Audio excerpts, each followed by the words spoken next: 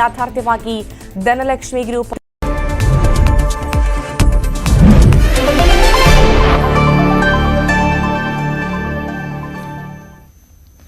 നമസ്കാരം. പകൽ വാർത്തയിലേക്ക് സ്വാഗതം. സിദ്ധാർത്ഥന്റെ മരണത്തിൽ CBI അന്വേഷണം നടക്കുമെന്ന് മുഖ്യമന്ത്രി സിദ്ധാർത്ഥന്റെ പിതാവിനെ അറിയിച്ച് അതേ ദിവസം തന്നെ CBI അന്വേഷണത്തിലുള്ള വിജ്ഞാപനം ഇറങ്ങിയതാണ്. പക്ഷേ അതിനുശേഷം അന്വേഷണം എവിടെ പോയി? സർക്കാർ മനഃപൂർവ്വം ഇക്കാര്യം വൈകിപ്പിച്ചു എന്നതിന്റെ തെളിവുകൾ പുറത്തു വന്നിരിക്കുകയാണ്. എന്തിനു വേണ്ടിയായിരുന്നു ഈ വൈകിപ്പിക്കൽ? ഈ ചോദ്യം ഇപ്പോൾ ശക്തമായി ഉയരുകയാണ്. ഇതാണ് ഇന്ന് പകൽ വാർത്തയിലെ ഏറ്റവും പ്രധാനപ്പെട്ട വാർത്ത. ആദ്യം പ്രധാന വാർത്തകൾ നോക്കാം. പൂക്കോട് കോളേജിലെ സിദ്ധാർത്ഥന്റെ മരണം CBI അന്വേഷിക്കുന്നതിൽ സംസ്ഥാന സർക്കാരിന്റെ ഗുരുതര വൈകിപ്പിക്കൽ.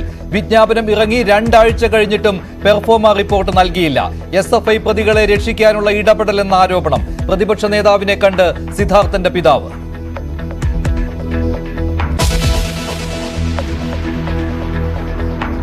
ന്യൂസ് 18 കേരളം പുറത്തുവിട്ട പെരുമ്പാവൂർ അനസിന്റെ അധോലോക ബന്ധത്തെക്കുറിച്ച് പ്രതികരണവുമായി നടൻ വിനയ് ഫോർട്ട്. അനസ് ഗുണ്ടാ തലവനെന്ന് അറിയാതെയാണ് ഉദ്ഘാടനത്തിന് പോയതെന്ന് നടൻ. ന്യൂസ് 18 കേരളത്തോടെ എല്ലാം തുറന്നു പറഞ്ഞ ഔറംഗസേബിനെ ATS ചോദ്യം ചെയ്യുന്നു.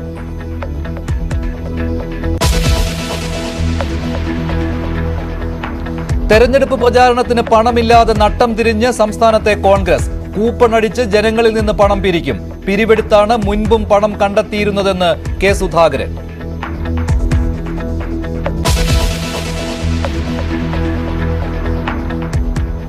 റഷ്യൻ സൈന്യത്തിലേക്കുള്ള മനുഷ്യക്കടത്ത് അന്വേഷണം ഊർജിതമാക്കി CBI. തിരുവനന്തപുരത്തെ റിക്രൂട്ടിംഗ് ഏജൻസിയിലും 5 തെങ്ങിലും പരിശോധന. യുദ്ധമുഖത്ത് ഇനിയും നിരവധി മലയാളി യുവാക്കൾ.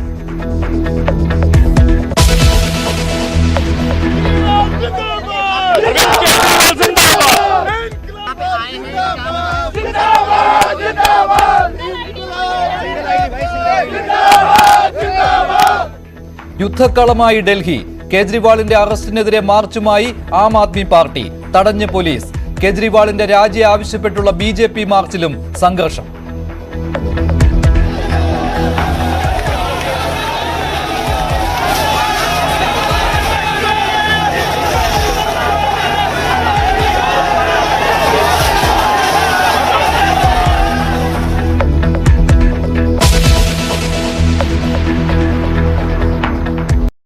മതത്തെ മുഖ്യമന്ത്രി തെരഞ്ഞെടുപ്പിൽ ദുരുപയോഗം ചെയ്യുന്നുവെന്ന പരാതിയുമായി BJP തെരഞ്ഞെടുപ്പ് കമ്മീഷനിൽ.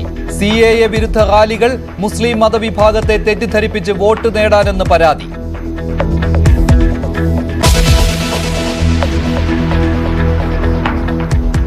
CPM പത്തനംതിട്ട ജില്ലാ യോഗത്തിൽ കയ്യാങ്കളി എന്ന വാർത്ത നിഷേധിച്ച് നേതാക്കൾ. ബഹളമെന്ന് തോന്നിക്കുന്ന തർക്കം മാത്രമാണ് ഉണ്ടായതെന്ന് വിശദീകരണം.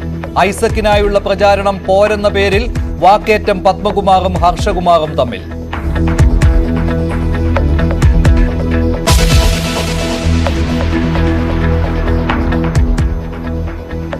ആനപ്രേമികളുടെ പ്രിയങ്കരനായ മംഗലാംകുന്ന് അയ്യപ്പൻ ചെരിഞ്ഞു. തൃശൂർ പൂരത്തിലെ നിറസാന്നിധ്യം അയ്യപ്പനെ കാണാൻ മംഗലാംകുന്ന് തറവാട്ടിലേക്ക് ആരാധകരുടെ ഒഴുക്ക്.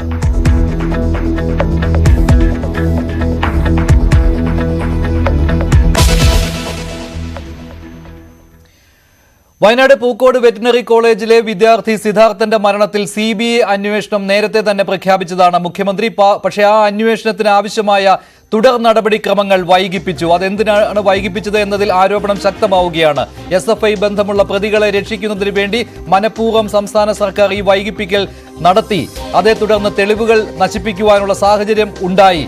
ഇക്കാരണങ്ങളാണ് സിദ്ധാർത്ഥന്റെ കുടുംബം പറയുന്നത്. CBI അന്വേഷണ ശുപാർശയിൽ ഗുരുതരമായ വീഴ്ച ഉണ്ടായി എന്നതിന്റെ തെളിവുകളും പുറത്തു വന്നിരിക്കുകയാണ്. വിജ്ഞാപനം വന്നത് സിദ്ധാർത്ഥന്റെ പിതാവ് മുഖ്യമന്ത്രിയെ കണ്ട ഈ മാസം 7-ാം തീയതിയാണ്. പക്ഷേ അതിനുശേഷം തുടർ നടപടിക്രമങ്ങൾ മെല്ലെപ്പോക്കാണ് ഉണ്ടായത്. അതെന്തുകൊണ്ടാണെന്നാണ് ഗുരുതരമായ ചോദ്യം ഇപ്പോൾ ഉയരുന്നത്. കൂടുതൽ വിവരങ്ങൾ നൽകാൻ VV അരുൺ ചേരുകയാണ്. അതിനു മുൻപ് സിദ്ധാർത്ഥന്റെ പിതാവ് ഇന്ന് പ്രതിപക്ഷ നേതാവ് VD സതീശനുമായി കൂടിക്കാഴ്ച നടത്തിയിരുന്നു. അന്വേഷണം വഴിമുട്ടിയതായി ജയപ്രകാശ് പറഞ്ഞു. മുഖ്യമന്ത്രിയെ ഇനി കാണാൻ ആലോചനയില്ല എന്നും സിദ്ധാർത്ഥന്റെ പിതാവ് പറഞ്ഞു. കേസ് CBI ഏറ്റെടുത്തിട്ടില്ലെന്നും വിജ്ഞാപനം ഇറക്കിയത് കൊണ്ട് മാത്രം കാര്യമെന്നുമാണ് ജയപ്രകാശ് പ്രതികരിച്ചത്.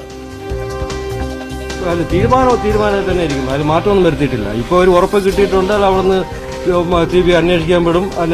അത് മാത്രമല്ല, CBI അന്വേഷണം കൊണ്ട് മാത്രമല്ല ഇതിന്റെ ഉറപ്പ്. ഇതിൽ ആന്റി റാഗിംഗ് സ്ക്വാഡുകാർ കൊടുത്തിട്ടുള്ള ഒരു ലാസ്റ്റിലത്തെ റിപ്പോർട്ടുണ്ട്. അതിൽ കുറച്ച് പെൺകുട്ടികളുണ്ട്, ബാക്കിയുള്ള ആൾക്കാരുണ്ട്. ഇവരൊന്നും പിടിച്ചിട്ടില്ല. വ്യക്തമായിട്ട് അവർ കൊടുത്തിട്ടുള്ള വിവരങ്ങളാണ്. ഈ പെൺകുട്ടികൾ 3 പെൺകുട്ടികളുണ്ട്. എന്തിനെ ഇവരെങ്ങനെ മാറ്റി നിർത്തുന്നു? അല്ലെങ്കിൽ അവരെ അറസ്റ്റ് ചെയ്ത് അവരെ ക്വസ്റ്റ്യൻ ചെയ്തേ പറ്റുള്ളൂ. ഡീനിനെ ചെയ്തേ പറ്റുള്ളൂ. ഇതെല്ലാം ചെയ്യണം. അല്ല വെറും ഒരു CBI അന്വേഷണം വൈകുന്നു എന്ന് പറഞ്ഞിട്ടല്ല ഞാൻ പോകുന്നത്. ഇപ്പോഴത്തെ അന്വേഷണം നിർത്തിവെച്ചിട്ടില്ലല്ലോ. ഒഫീഷ്യലായിട്ട് നിർത്തിവെച്ചിട്ടുണ്ടെങ്കിൽ ഓക്കെ, ഞാനൊന്നും മിണ്ടില്ല. ഇവിടെ ഉടൻ തന്നെ ഈ പെൺകുട്ടികളെയും അക്ഷയ് എന്ന് പറഞ്ഞ കൂടെ നിന്ന് ചതിച്ചവരെ പിന്നെ ഈ ഡീനിനെ എല്ലാവരെയും അറസ്റ്റ് ചെയ്യണം. ചെയ്തില്ല എന്നുണ്ടെങ്കിൽ ഞാൻ ഇന്നലെ പറഞ്ഞ മാതിരി ഉറപ്പായിട്ടും അത് ഞാൻ ആ പ്രപ്പോസലോട്ട് തന്നെ പോകും. അത് ഞാനിപ്പോൾ പറയുന്നതല്ല, ഞാൻ ഒരു 2 ആഴ്ച മുമ്പേ എൻ്റെ സ്വന്തം ഇഷ്ടത്തിൽ പറഞ്ഞതാണ്. ഞാനും പ്രേരിപ്പിക്കുന്നതല്ല, ഒന്നുമില്ല. ഞാനത് ചെയ്യും. നടന്നില്ല എന്നുണ്ടെങ്കിൽ ചെയ്യും. ഇല്ല എന്നുണ്ടെങ്കിൽ ഞാൻ മിണ്ടായിരിക്കും, ഒരു കുഴപ്പമില്ല. ഇല്ല, ഞാൻ അത്തരം കാര്യങ്ങൾ അദ്ദേഹത്തിനോട് ചർച്ച ചെയ്തിട്ടില്ല. ആ കാര്യം ചർച്ച ചെയ്യാനല്ല ഞാൻ വന്നത്. അത് എനിക്ക് ഇതിൻ്റെ അന്വേഷണം വൈകുന്നുള്ള ഒരു വ്യാകുലത ഉണ്ടായിരുന്നു. ഞാൻ അത് അദ്ദേഹത്തിനോട് പറയാൻ, അദ്ദേഹത്തിനോട് സഹായം ചോദിക്കാൻ, അല്ലെങ്കിൽ ഡൽഹിയിലൊന്നും പ്രഷർ ചെയ്യുക എന്നുള്ള രീതിയിൽ കാണിച്ചോളൂ. അല്ല യാതൊരു സമരമാർഗത്തിനെ കുറിച്ച് അദ്ദേഹത്തിനോട് ഇതുവരെ ചർച്ച ചെയ്തിട്ടില്ല, ചർച്ച ചെയ്യയില്ല. ഇത് എൻ്റെ പേഴ്സണൽ കാര്യമാണ്. ഇല്ല, ഇതുവരെയ്ക്കും എനിക്ക് അങ്ങനെ ഒരു ആലോചന ഇല്ല. അതിൽ മുഖ്യമന്ത്രി തന്ന ഉറപ്പിലാണ് ഞാൻ അവിടെ നിന്ന് ഇറങ്ങി പോകുന്നത്. ഇപ്പോൾ ഇതുവരെയ്ക്കും ഒരു ഉണ്ടായിട്ടില്ല. എനിക്ക് ഇനിയും ഞാൻ അങ്ങോട്ട് പോകണം, ഒരിക്കലും പോവില്ല എന്ന് ഞാൻ പറയുന്നില്ല. പക്ഷെ ഇപ്പോൾ എനിക്ക് യാതൊരു ആലോചനയില്ല അങ്ങോട്ട് പോകുന്നതാണ്. സിദ്ധാർത്ഥിന്റെ അച്ഛൻ രാവിലെ എന്നെ വന്ന് കാണുകയുണ്ടായി. അദ്ദേഹത്തിന് വലിയ ഉത്കണ്ഠയാണ്. പോലീസ് അന്വേഷണം നടക്കുന്നില്ല, CBI അന്വേഷണം വൈകുന്നു. അപ്പോൾ CBI അന്വേഷണം വൈകുന്നത് പോലീസ് തെളിവുകൾ മാറ്റി കളയുന്നതിന് വേണ്ടിയിട്ടാണോ? മാത്രമല്ല 33 പേരെ ആരോടും ആലോചിക്കാതെ VC അവിടുത്തെ CPM നേതൃത്വം എഴുതി കൊടുത്ത പേരുകളാണ് അവരുടെ നടപടികൾ പിൻവലിച്ചത്. അപ്പോൾ അദ്ദേഹത്തിനുള്ള ഉത്കണ്ഠ പങ്കുവയ്ക്കാൻ വേണ്ടി വന്നതാണ്. അദ്ദേഹത്തിൻ്റെ ഉത്കണ്ഠയോടൊപ്പം നിൽക്കും. ഈ കേസിൽ ഭംഗിയായി അന്വേഷണം നടത്തുന്നു എന്ന് ഉറപ്പുവരുത്താൻ വേണ്ടിയിട്ട് ആ കുടുംബത്തോടൊപ്പം ഞങ്ങൾ നിൽക്കും എന്ന് വാക്കുകൊടുത്തിട്ടുണ്ട്. CBI അന്വേഷണം ത്വരിതപ്പെടുത്താൻ വേണ്ടിയിട്ട് എന്തെല്ലാം ഞങ്ങളെ കൊണ്ട് ചെയ്യാൻ പറ്റുമോ അതെല്ലാം ഞങ്ങൾ സ്വീകരിക്കും. നിയമപരമായ നടപടികൾ അദ്ദേഹത്തിന് സ്വീകരിക്കണമെങ്കിൽ അതിനാവശ്യമായ മുഴുവൻ പിന്തുണയും നൽകും. വീണ്ടും ഈ വിഷയത്തിൽ സമരം ആരംഭിക്കേണ്ട ഒരു ഘട്ടമെത്തിയാൽ അതിനുവേണ്ടി തെരഞ്ഞെടുപ്പ് കാലമാണെങ്കിൽ പോലും സമരം ചെയ്യാൻ ഞങ്ങൾ മടിക്കും. സിദ്ധാർത്ഥന്റെ പിതാവ് പ്രതിപക്ഷ നേതാവ് VD സതീശനുമായി ഇന്ന് കൂടിക്കാഴ്ച നടത്തി. എന്തായാലും സർക്കാർ ഇക്കാര്യത്തിൽ ഗുരുതരമായ വീഴ്ച കാട്ടി. അത് CBI അന്വേഷണം വൈകിപ്പിക്കുവാനുള്ള നീക്കം എവിടെ നിന്നോ ഉണ്ടായി എന്നത് വ്യക്തമാക്കുന്ന രീതിയിലുള്ള കാര്യങ്ങളാണ്, റിപ്പോർട്ടുകളാണ് പുറത്തു വന്നുകൊണ്ടിരിക്കുന്നത്. BB അരുൺ ചേരുകയാണ് കൂടുതൽ വിവരങ്ങളുമായി. അതിനു മുൻപ് ഗവർണറും ഇക്കാര്യത്തിൽ പ്രതികരിക്കുകയുണ്ടായി. പുതിയ VC വരേണ്ടതുണ്ട്, VCയെ ഉടൻ തന്നെ നിയമിച്ചേക്കും. ഗവർണറുടെ പ്രതികരണം കൂടി കേട്ട ശേഷം അരുണിലേക്ക് പോകാം. It will be ensured that nobody is allowed to interfere with the proceedings of the inquiry committee. Anybody who will interfere with the proceedings of the inquiry committee, displeasure should be shown to such a person. You are trying to interfere with the fair inquiry. Much before Siddharth's father came to see me, I had ordered the Vice Chancellor to withdraw the order. Much before he came. I reached Trivandrum around 11:30. As soon as I came to know about it, I told him he has to withdraw the order. Because this order amounts to interfering with the inquiry proceedings. That I won't go into because it has already been gazetted.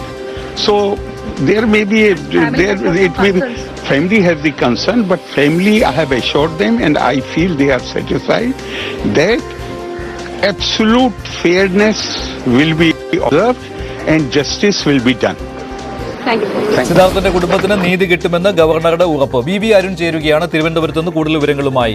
Arun, എന്തായാലും ഈ CBI അന്വേഷണം വൈകിപ്പിക്കുവാനായിട്ട് നീക്കം നടന്നു സംസ്ഥാന സർക്കാരിൽ നിന്ന്. ഇക്കാര്യം ഉറപ്പായിരിക്കുകയാണല്ലോ. ഏത് തരത്തിലുള്ള വീഴ്ചയാണ് സംഭവിച്ചിരിക്കുന്നത്, അല്ലെങ്കിൽ മനഃപൂർവ്വമുള്ള വൈകിപ്പിക്കലാണ് നടന്നത്? വിജ്ഞാപനം ഇറങ്ങിയിട്ടും എന്തുകൊണ്ട് ഈ പെർഫോമ റിപ്പോർട്ട്, അതുപോലെ തന്നെ CBI അന്വേഷണം ആവശ്യപ്പെട്ടുകൊണ്ടുള്ള കത്ത്, ഇവ കേന്ദ്ര മന്ത്രാലയങ്ങളിലേക്ക് പോയില്ല? മഞ്ജുഷ, 9-ാം തീയതിയാണ് സിദ്ധാർത്ഥന്റെ മാതാവിന്റെ അപേക്ഷ പിതാവ് ജയപ്രകാശ് മുഖ്യമന്ത്രി നേരിൽ കണ്ട് കൈമാറിയത്. CBI അന്വേഷണം വേണമെന്നായിരുന്നു ആവശ്യം. അന്ന് തന്നെ അദ്ദേഹത്തോട് മുഖ്യമന്ത്രി പിണറായി വിജയൻ ഉറപ്പ് നൽകിയത് CBI അന്വേഷണത്തിന് കേസ് വിടാൻ തയ്യാറെന്ന ഉറപ്പാണ് മുഖ്യമന്ത്രി നൽകിയത്.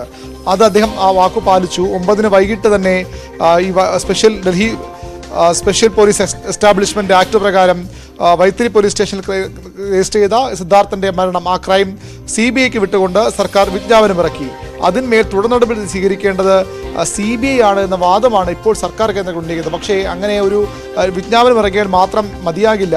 അതിനുശേഷം ചില നടപടിക്രമങ്ങളുണ്ട്. വിജ്ഞാപനം സ്വാഭാവികമായും സർക്കാർ ഇറക്കേണ്ടത് തന്നെയാണ്. അതിനുശേഷവും ചില നടപടിക്രമങ്ങൾ സംസ്ഥാന ആഭ്യന്തര വകുപ്പിന്റെ ഭാഗത്ത് നിന്ന് ഉണ്ടാകേണ്ടതുണ്ട്. അതിൽ ഏറ്റവും പ്രധാനം ഇത് CBI അറിയിക്കുക എന്നുള്ളതാണ്. 9-ാം തീയതി ഈ വിജ്ഞാപനം ഇറക്കിയ സർക്കാർ, ഈ തീരുമാനമെടുത്ത സർക്കാർ 16-നാണ് പിന്നീട് അഡീഷണൽ ചീഫ് സെക്രട്ടറി, ആഭ്യന്തര വകുപ്പ് additional chief secretary, head of branch, central bureau of investigation CBIയുടെ കത്രികക്കടവ് കലൂർ ഓഫീസിലേക്ക് അവിടേക്ക് ഈ വിവരം, ഈ കേസ് CBIക്ക് വിടാനുള്ള സർക്കാർ താല്പര്യം അറിയിച്ചുകൊണ്ട് വിജ്ഞാപനം ഉൾപ്പെടെയുള്ള കത്ത് കൈമാറിയത്. അതിൽ ഒരാഴ്ച വൈകി എന്നതിന് ഏറ്റവും പ്രധാനപ്പെട്ട കാര്യമാണ്. എന്തുകൊണ്ട് മുഖ്യമന്ത്രി ഇടപെട്ട ഒരു വിഷയം, മുഖ്യമന്ത്രി ഇടപെട്ട ഒരു കേസ് ഒരാഴ്ച വൈകിച്ച് മാത്രം ഇത്തരത്തിൽ അഡീഷണൽ ചീഫ് സെക്രട്ടറി CBI അറിയിക്കുന്നു? സ്വാഭാവികമായും അവിടെ നടപടിക്രമം പൂർത്തിയാകുന്നു. എങ്കിലും ബാക്കി നടപടിക്രമങ്ങൾ ഉണ്ട് എന്നുള്ള ഏറ്റവും പ്രധാനപ്പെട്ട കാര്യം.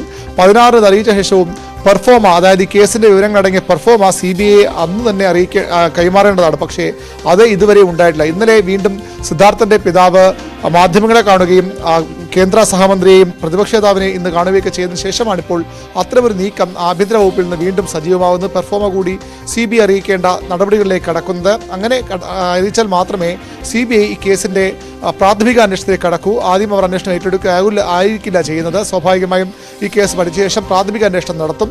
അതിനുശേഷം CBI അന്വേഷിക്കേണ്ട കേസാണെന്ന് ബോധ്യപ്പെട്ടാൽ മാത്രമേ CBI ഇതിന്റെ അന്വേഷണത്തിലേക്ക് കടക്കുകയുള്ളൂ. ഏതായാലും അതിന് താമസമുണ്ടാകും.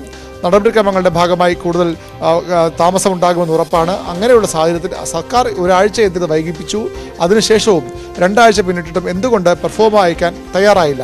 നടപടിക്രമങ്ങൾ പൂർണ്ണമായും പാലിക്കാൻ എന്തുകൊണ്ട് ആഭ്യന്തര വകുപ്പ് മടി കാണിച്ചു? അത് തന്നെയാണ് ഏറ്റവും പ്രധാനപ്പെട്ട ചോദ്യം. അവിടെയാണ് സിദ്ധാർത്ഥന്റെ കുടുംബം ആരോപിക്കും പോലെ, പ്രതിപക്ഷവും BJPയും ഒക്കെ ആരോപിക്കും പോലെ SFIക്കാരാണ് പ്രതികളിൽ പ്രധാനികൾ, SFIക്കാർ പ്രതികൾ ഉൾപ്പെട്ടവരുണ്ട്. അവരെ രക്ഷിക്കാൻ വേണ്ടിയാണോ ഇത്തരമൊരു താമസം സർക്കാർ കേന്ദ്രങ്ങളിൽ ആഭ്യന്തര വകുപ്പിന്റെ ഭാഗത്ത് ഉണ്ടായെന്ന ചോദ്യം അവിടെയാണ് പ്രസക്തമാകുന്നത്. അതിലാണ് സിദ്ധാർത്ഥന്റെ കുടുംബത്തിനും സംശയം. ഇന്നും അദ്ദേഹം മുഖ്യമന്ത്രിയെ പൂർണ്ണമായും തനിക്ക് വിശ്വാസമില്ല എന്ന് പറയുന്നില്ല. പക്ഷേ എവിടെയൊക്കെയോ കള്ളക്കളികൾ ഇപ്പോഴും നടക്കുന്നു. ആന്റി റാഗിംഗ് സമിതി കുറ്റക്കാരെന്ന് കണ്ടെത്തിയ വിദ്യാർത്ഥികൾ ഉൾപ്പെടെ 33 പേരുടെ സസ്പെൻഷൻ റദ്ദാക്കുന്നു. പിന്നീട് ഗവർണർക്ക് വിഷയത്തിൽ വീണ്ടും ഇടപെട്ട് തിരുത്തേണ്ടി വരുന്നു. VC രാജിവെച്ച് ഒഴിയേണ്ടി വരുന്നു. അവിടെയാണ് വീണ്ടും ഇത്തരം സംശയങ്ങൾ സിദ്ധാർത്ഥന്റെ കുടുംബത്തിനുണ്ടാകുന്നത്. അതിന് തൊട്ടു പിന്നാലെ തങ്ങൾ എപ്പോഴും ഉണ്ടാകുമെന്ന മുന്നറിയിപ്പ് അദ്ദേഹം നൽകുന്നു. ഗവർണറുടെ പൂർണ്ണ നിരീക്ഷണവും ഈ വിഷയത്തിലുണ്ട് എന്നതും വസ്തുതയാണ്. സർക്കാരിന്റെ ഭാഗത്ത്, ആഭ്യന്തര വകുപ്പിന്റെ ഭാഗത്ത് നിന്ന് നടപടിക്രമങ്ങളിൽ ഗുരുതര വീഴ്ചയുണ്ടായെന്നത് വസ്തുതയുമാണ്. ശരിയാണ് അരുൺ. കഴിഞ്ഞ 2 ദിവസങ്ങളിലായിട്ട് ഇങ്ങനെയുള്ള വീഴ്ചകൾ പുറത്തു വന്നുകൊണ്ടിരിക്കുകയാണ്. അതിൽ ഏറ്റവും ആദ്യം സംഭവിച്ചത് വൈസ് ചാൻസലർ 33 വിദ്യാർത്ഥികളുടെ സസ്പെൻഷൻ പിൻവലിച്ചതാണ്. പിന്നീട് ഗവർണർക്ക് ഇക്കാര്യത്തിൽ നേരിട്ട് ഇടപെടേണ്ടി വന്നിരുന്നു. ഇന്നും ഗവർണർ ഉറപ്പ് നൽകുകയാണ് ഇക്കാര്യത്തിൽ നീതി ഉറപ്പാക്കും സിദ്ധാർത്ഥന്റെ കുടുംബത്തിനെന്ന്. സിദ്ധാർത്ഥന്റെ കുടുംബം ഇന്ന് പ്രതിപക്ഷ നേതാവിനെ കണ്ടു. മുഖ്യമന്ത്രിയെ എന്തായാലും കാണുന്നില്ല എന്നാണ് സിദ്ധാർത്ഥന്റെ അച്ഛൻ പറഞ്ഞത്. പക്ഷേ ഇനിയും ഇത്തരത്തിലുള്ള വൈകിപ്പിക്കലും അതുപോലെ തന്നെ ക്രമക്കേടുകളും ഉണ്ടായാൽ അടുത്ത നടപടികളിലേക്ക് കടക്കേണ്ടി വരും എന്നും സിദ്ധാർത്ഥന്റെ അച്ഛൻ പറയുന്നു. അടുത്ത വാർത്തയിലേക്ക് പോവുകയാണ്. നേരത്തെ ന്യൂസ് 18 കേരളം പുറത്തുവിട്ട വാർത്തയുടെ ഫോളോ അപ്പ് ആണ് അടുത്തത്. ഗുണ്ടാ തലവൻ പെരുമ്പാവൂർ അനസിനെ കുറിച്ചുള്ള കൂടുതൽ വിവരങ്ങൾ. എന്താണ് പെരുമ്പാവൂർ അനസ്? ആരാണ് അനസ്? അനസിന്റെ ഗുണ്ടാ പ്രവർത്തനങ്ങൾ ഇതെല്ലാം നേരത്തെ ഗുണ്ടാ നേതാവായ ഔറംഗസേബ് ന്യൂസ് 18 കേരളത്തോട് വിശദമായി പറഞ്ഞതാണ്. ഇതേ തുടർന്ന് അനസുമായി ബന്ധമുള്ള സിനിമാക്കാരും ഇപ്പോൾ പ്രതികരണവുമായി രംഗത്തെത്തുകയാണ്. വിനയ് ഫോർട്ട് ഇതേക്കുറിച്ച് ന്യൂസ് 18 കേരളവുമായി സംസാരിച്ചു. പെരുമ്പാവൂർ അനസിന്റെ പ്രവർത്തനങ്ങളെക്കുറിച്ച്, ഗുണ്ടാ പ്രവർത്തനങ്ങളെക്കുറിച്ച് തനിക്ക് അറിയില്ലായിരുന്നുവെന്നാണ് വിനയ് ഫോർട്ട് പറയുന്നത്. ഇതറിയാതെയാണ് പെരുമ്പാവൂർ അനസിന്റെ സ്ഥാപനത്തിന്റെ ഉദ്ഘാടന ചടങ്ങിൽ പങ്കെടുത്തത്. ഒരു വലിയ ലീഗൽ ഫേം എന്ന പേരിലാണ് തന്നെ ഉദ്ഘാടന ചടങ്ങിലേക്ക് ക്ഷണിച്ചതെന്നും വിനയ് ഫോർട്ട് പറയുന്നു. ഇക്കാര്യത്തിൽ തനിക്ക് ഒരു വീഴ്ച ഉണ്ടായിട്ടുണ്ട്. ഇതേക്കുറിച്ച് കൂടുതൽ അന്വേഷിക്കേണ്ടതായിരുന്നു. പക്ഷേ താൻ അന്വേഷിക്കാതെയാണ് പെരുമ്പാവൂർ അനസിന്റെ ചടങ്ങിൽ പങ്കെടുത്തതെന്ന് വിനയ് ഫോർട്ട് പറയുന്നു. എനിക്കൊരു ബന്ധമില്ലോട്ടോ. ഞാൻ ഈ മറ്റേ ദുബായിലുള്ള ടൈമിന് ഈ പറയുന്ന പോലെ അവിടെ ഒരു പരിപാടി നടക്കുന്നു വരാൻ പറഞ്ഞിട്ട് നമ്മുടെ ഈ മാനേജ്മെന്റ് പിള്ളേര്, പിന്നെ എനിക്ക് അതിനെ കുറിച്ചിട്ട് ഒന്നും അറിഞ്ഞൂടാ. എന്നെ ഇപ്പൊ കഴിഞ്ഞ ദിവസം ആരോ പറഞ്ഞപ്പോഴേ അറിയുന്നത് ഇങ്ങനത്തെ വിഷയങ്ങൾ. എനിക്ക് പറയുന്ന വ്യക്തിനെ ഒന്നും അറിഞ്ഞൂടാ. പക്ഷെ ഈ പറയുന്ന പോലെ നമ്മൾ കുറച്ചും കൂടെ അന്വേഷിക്കുക എന്ന് പറയുന്ന റെസ്പോൺസിബിലിറ്റി ഉണ്ടായിരുന്നു. അത് പറ്റിയില്ല. എനിക്ക് അറിയാനേ പാടില്ല. എന്നോട് പറഞ്ഞ ലീഗൽ ഫേം, അതായത് ഇപ്പോ ദുബായിലൊക്കെ നമ്മളുള്ളപ്പോ നമ്മുടെ എന്തെങ്കിലും ബിസിനസ് തുടങ്ങാനോ അങ്ങനെ എന്തെങ്കിലും ലീഗൽ, ആ ഫേം അങ്ങനെയായിരുന്നു. അതിന്റെ ഒരു അഷ്വറൻസിലാണ് ഞാൻ പോയത്. ലീഗൽ ഫോം സ്പെസിഫിക്കലി ഞാൻ ചോദിച്ചു എന്താ പരിപാടി എന്നുള്ളത്. അപ്പൊ ആളുകൾക്ക് ഈ പറയുന്ന പോലെയുള്ള ഈ അതായത് മറ്റേ അവിടെ നമുക്ക് എന്തെങ്കിലും ലീഗൽ ഇഷ്യൂസ് ഉണ്ടെങ്കിൽ അത് സോൾവ് ചെയ്യുന്ന ഒരു ഫേമാണ്.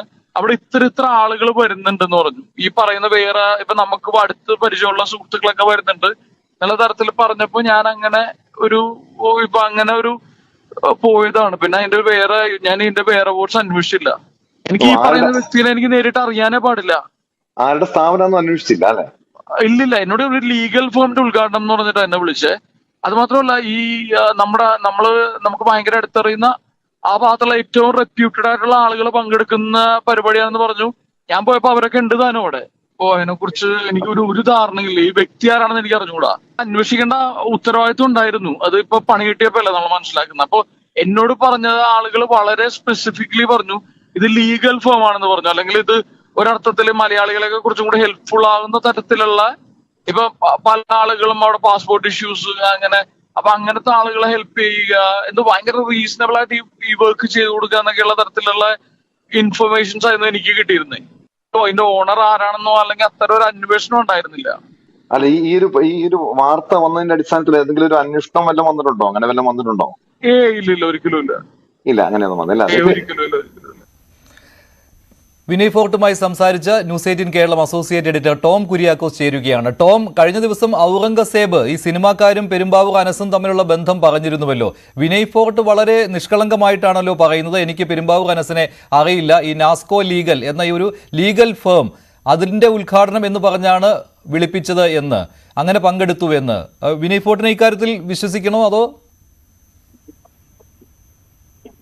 മഞ്ജുഷ്, വിനയ് ഫോർട്ട് പറഞ്ഞതിന് ഒരു പരിധിവരെ നമുക്ക് വിശ്വസിക്കേണ്ടി വരും. കാരണം കഴിഞ്ഞ ദിവസം ഗുണ്ടാ നേതാവായ ഔറംഗസേബാണ് ഗുണ്ടാ തലവൻ പെരുമ്പാവൂർ അനസും സിനിമാ താരങ്ങളും തമ്മിലുള്ള ബന്ധങ്ങളെ കുറിച്ച് വെളിപ്പെടുത്തിയത്.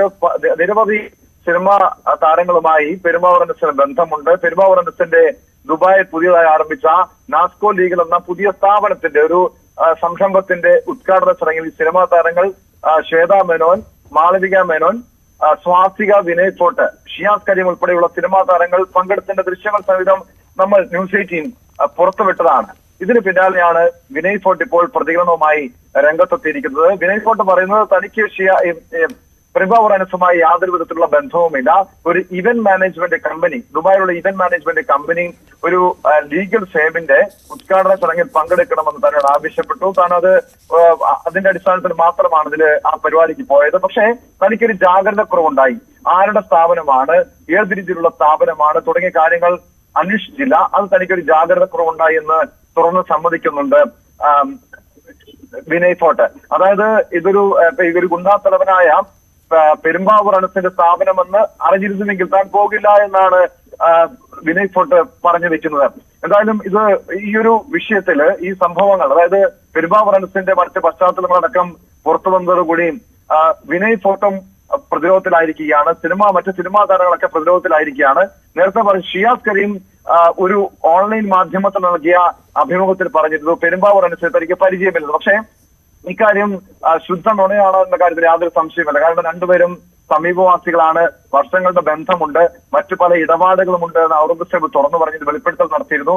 ഔറംഗസേബും ഷിയാസ് കരീമും തമ്മിൽ ബന്ധമുണ്ട്. അതുപോലൊപ്പം തന്നെ മറ്റ് സിനിമാ താരങ്ങൾ, അതായത് വിനയ് ഫോർട്ടിനെ പോലെ ഉൾപ്പെടെ വിനയ് ഫോർട്ട്, ശ്വേതാമൻ ഉൾപ്പെടെയുള്ള സിനിമാ ബന്ധങ്ങൾ പക്ഷേ പെരുമ്പാവൂർ അനസിനെ കുറിച്ച് അറിയില്ലാതെ അബദ്ധത്തിൽ ഈ പരിപാടിയിൽ പോയി പങ്കെടുത്തതാകാം, അങ്ങനെ കെണിയിൽ കുടുങ്ങിയതാകാം. പക്ഷെ എന്തായാലും ഈ സിനിമാ താരങ്ങളും ഗുണ്ടാ സംഘങ്ങളും തമ്മിലുള്ള ബന്ധങ്ങളെ കുറിച്ചൊക്കെ അന്വേഷിക്കേണ്ടതാണ്. ഈ നിലവില് ഈ പ്രതികരിച്ചവരുടെ അല്ല, പക്ഷെ മറ്റു തരത്തിലുള്ള ബന്ധങ്ങളുണ്ട് എന്നാണ് ഗുണ്ടാ നേതാവ് ഔറംഗസേബ് നേരത്തെ ന്യൂസ് 18 വെളിപ്പെടുത്തിയത്. ടോം, ഇങ്ങനെയുള്ള പ്രതികരണങ്ങൾക്ക് വന്നപ്പോൾ ഈ അനസിനെതിരായിട്ടുള്ള എന്തെങ്കിലും അന്വേഷണം നടത്തുന്നുണ്ടോ പോലീസ് ഇപ്പോൾ? തീർച്ചയായും. കാരണം നിലവില് പോലീസ്, അതായത് നിരവധി ക്രിമിനൽ കേസുകളിൽ പ്രതിയായപ്പോൾ കൊലപാതകം, വധശ്രമം ഉൾപ്പെടെയുള്ള കേസുകളിൽ, ക്രിമിനൽ കേസുകളിൽ പ്രതിയായതിന് പിന്നാലെ പെരുമ്പാവൂർ അനസിന്റെ പാസ്പോർട്ട് പിടിച്ചു വെച്ചിരുന്നു.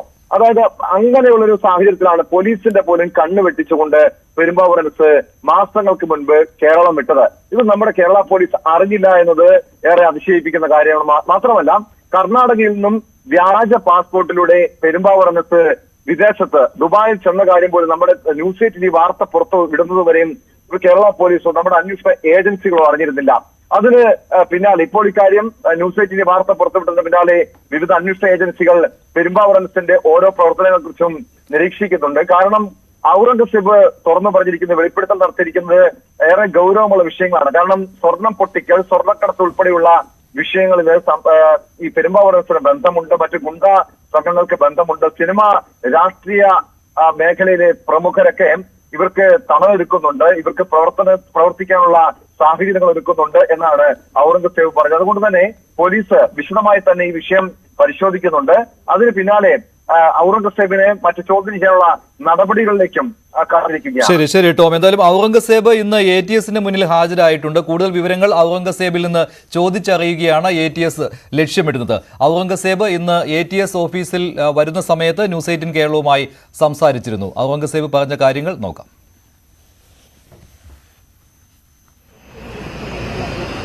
പെരുമ്പാവൂരിനെ പറ്റി കുറിച്ച് അറിയണമെന്ന് തോന്നുന്നത് കറക്റ്റായിട്ട് അറിയില്ല, അറിയാൻ പറ്റുള്ളൂ.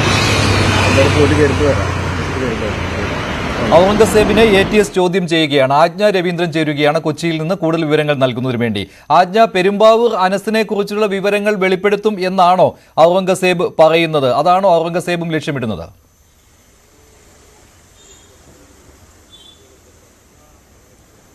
മഞ്ജുഷ്, നമ്മളെ എന്ത് സാഹചര്യത്തിലാണ് ഔറംഗസേബിനെ ATS ചോദ്യം ചെയ്യാൻ വിളിച്ചതെന്ന് ചോദിച്ചപ്പോൾ അനസിനെ പറ്റിയുള്ള വിവരങ്ങൾ കൂടുതൽ ചോദിച്ചറിയാനാണ് എന്നാണ് മനസ്സിലാക്കുന്നത് എന്നാണ് ഔറംഗസേബ് നമ്മളോട് പ്രതികരിച്ചത്.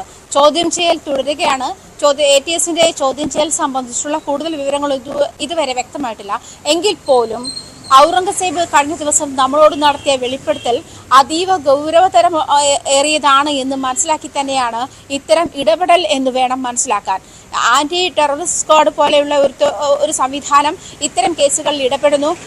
സിറ്റി പോലീസ് കമ്മീഷണറുടെ നേതൃത്വത്തിൽ കൊച്ചിയിൽ മുഴുവൻ പുറത്തിറങ്ങിയ ഗുണ്ടകളുടെയും റൗഡികളുടെയും ലിസ്റ്റ് ശേഖരിച്ച് അവരെന്ത് ചെയ്യുന്നു, അവരെ ട്രാക്ക് ചെയ്യുന്നു, അല്ലെങ്കിൽ അവരുടെ അക്കൗണ്ടിലേക്ക് വരുന്ന പണത്തിന്റെ സോഴ്സ് എന്താണ്, അവരുടെ സോഷ്യൽ മീഡിയ ആക്ടിവിറ്റീസ് എന്താണ്, അവരുടെ നാട്ടിൻപുറത്തെ നാടുമായി ബന്ധപ്പെട്ടുള്ള പ്രവർത്തനങ്ങൾ എന്തൊക്കെയാണ്, ഇത്തരം കാര്യങ്ങൾ പോലീസ് നിരീക്ഷിച്ചുകൊണ്ടിരിക്കുകയാണ്. അതിനു വേണ്ടിയിട്ട് കൊച്ചി സിറ്റി പോലീസ് കമ്മീഷണറുടെ നേതൃത്വത്തിൽ ഒരു സ്ക്വാഡ് തന്നെ രൂപീകരിച്ചിട്ടുണ്ട്. ഡെപ്യൂട്ടി കമ്മീഷണർക്കും ACPമാർക്കും ഇതിനുള്ള ചുമതലകളുമുണ്ട്. ഓരോ ഗുണ്ടകളുടെയും ലിസ്റ്റ് കൊടുത്തിട്ട് ഇന്ന ആളുകളെ നിങ്ങൾ നിരീക്ഷിക്കുക എന്നൊരു സാഹചര്യത്തിലേക്കാണ് വന്നിരിക്കുന്നത്. ഈ കഴിഞ്ഞ ദിവസങ്ങളിലായി നമ്മൾ പുറത്തു കൊണ്ടുവന്നിരിക്കുന്ന ഈ വാർത്തയുടെ അടിസ്ഥാനത്തിൽ വലിയ ഇമ്പാക്റ്റാണ് ഉണ്ടാക്കിയിരിക്കുന്നത് വേണം മനസ്സിലാക്കാൻ. അതുകൊണ്ട് തന്നെയാണ് ഇത്തരം സംവിധാനങ്ങൾ, ATS പോലെയുള്ള സംവിധാനങ്ങൾ ഈ കേസിൽ ഇടപെട്ടത്.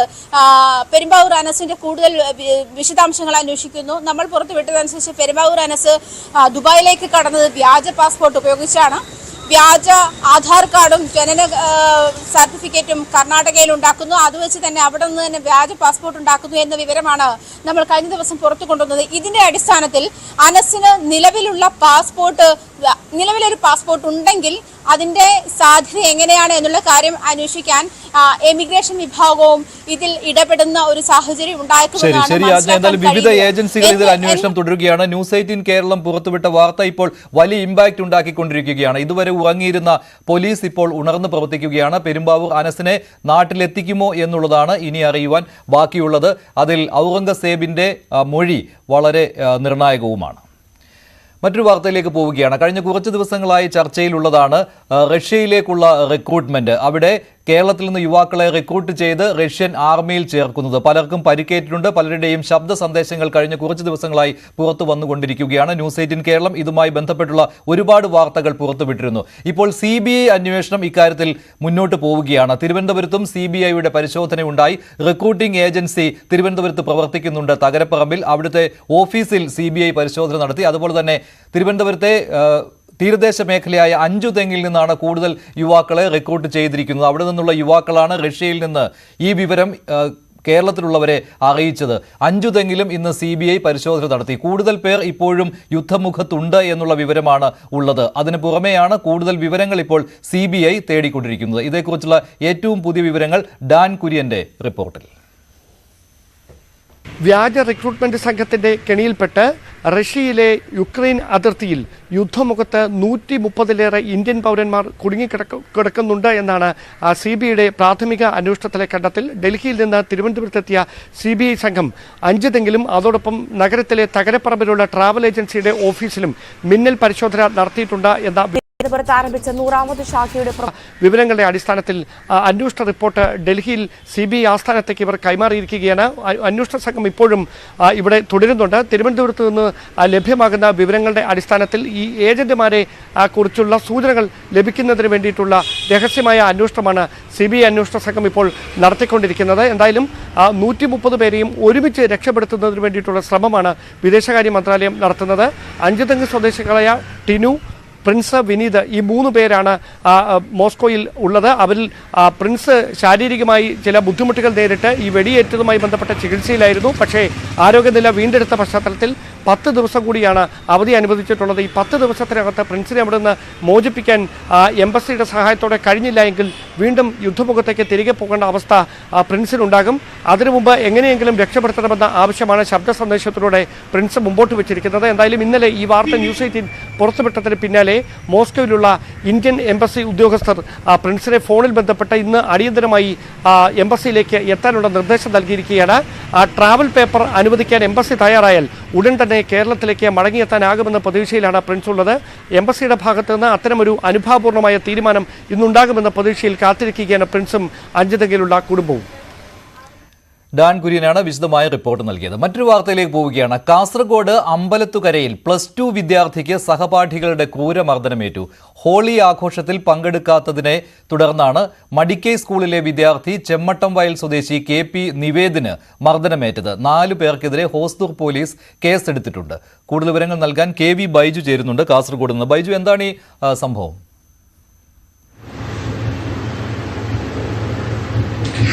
മഞ്ജുഷെ, കാഞ്ഞങ്ങാടിനടുത്ത് അമ്പലത്തുകര ഗവൺമെന്റ് ഹയർ സെക്കൻഡറി സ്കൂളിലെ +2 വിദ്യാർത്ഥി നിവേദിതനാണ് ഇത്തരത്തിൽ ക്രൂരമായ മർദ്ദനം ഏൽക്കേണ്ടി വന്നത്.